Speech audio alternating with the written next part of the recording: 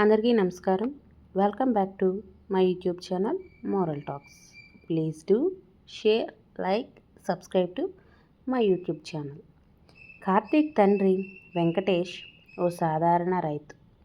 చిన్న ఊరిలోనే జన్మించినప్పటికీ తన కొడుకు పెద్ద చదువులు చదవాలని కలలు కంటూ పొట్టకూటి కోసం అహర్నిశలు కష్టపడేవాడు. నాన్న, నీతో పొలానికి వస్తా. బాబు, నీకు చదువు ముఖ్యం. చదువు, నీ జీవితాన్ని సుఖంగా మలుచుకో. అలా తండ్రి ఏ కష్టమైనా భరించేవాడు.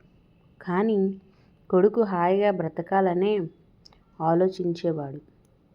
కార్తీక్ రోజు స్కూల్కి వెళ్ళే ముందు తండ్రి చెయ్యి పట్టుకొని, నాన్న, నువ్వెప్పుడు హైదరాబాద్కి వస్తావు? మా స్కూల్ చూస్తావా అని అడిగేవాడు. ఓసారి ఖచ్చితంగా వస్తా బాబు, కానీ ఆ రోజు ఎప్పుడూ రాలేదు. సంవత్సరాలు గడిచాయి. కార్తీక్ ఉన్నంత చదువులు పూర్తి చేసుకొని హైదరాబాద్లో ఒక పెద్ద కంపెనీలో ఉద్యోగం సంపాదించాడు. మంచి జీతం, కొత్త ఆఫీసు, మిత్రులు, జీవితం కొత్త మలుపు తిరిగింది. కానీ తండ్రితో ఎప్పటిలా మాట్లాడడం మర్చిపోయాడు. తండ్రి కొడుకు కోసం తరచూ ఫోన్ చేసేవాడు. బాబు, ఎలా ఉన్నావు? తిండి సరిగ్గా చేస్తున్నావా? నాన్న, బిజీగా ఉన్నా, సాయంత్రం మాట్లాడదాం. ఆ సాయంత్రం మళ్ళీ రాలేదు. ఇంకొన్ని రోజులు గడిచాయి. తండ్రి మళ్ళీ కాల్ చేశాడు. ఎప్పుడైనా ఇంటికి రాకుండా పోతావా బాబూ? నాన్న, కొత్త ప్రాజెక్ట్ ఉంది, తర్వాత చూస్తా. ఈ మాటలతోనే అనుబంధం కాస్త కాస్త దూరమైపోయింది. తండ్రి ఆరోగ్యం క్షీణించింది. పొలం పనులు చేయడం తగ్గిపోయింది. కాలం గడుస్తున్న కొడుకు మాత్రం పట్టించుకునే సమయం తీసుకోలేదు. ఒకరోజు పొరుగువారు కార్తీక్కు ఫోన్ చేశారు. బాబు, మీ నాన్న గడప దగ్గర కూర్చొని నిన్నెదురు చూస్తున్నాడు. ఏదైనా చెయ్యగలవా? కార్తీక్ ఉలిక్కిపడ్డాడు.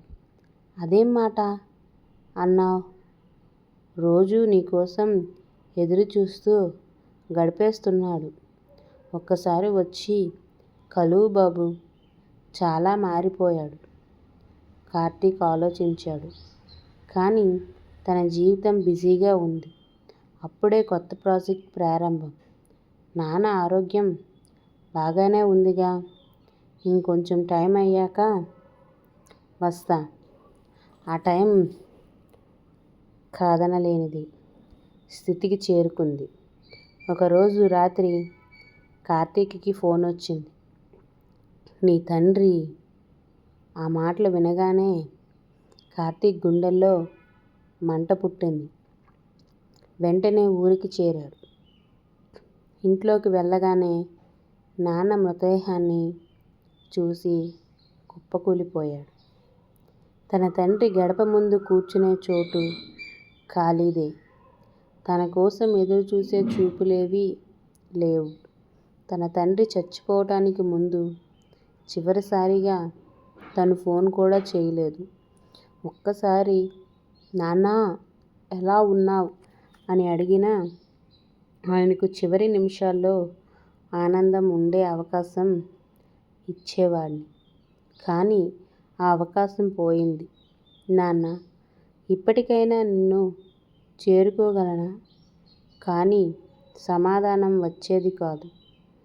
అతని నాన్న ఇక లేడుగా.